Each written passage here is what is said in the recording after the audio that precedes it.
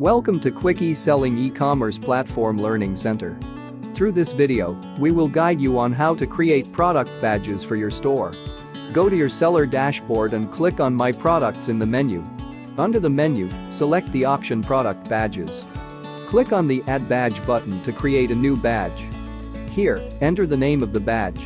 For example, let's create the badge as Best Selling to identify best-selling products.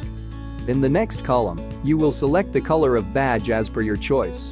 Next up, you can sort your badges just by entering the numbers.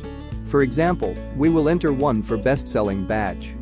Now, you will upload the image for the badge. Browse the image in your local directory and upload it. Set status as active for this badge and click on Add to complete the badge creation. Your badge is now ready for use. In this video, we learned how to create badges. Thank you for watching the video. Happy e-selling with Quick eSelling.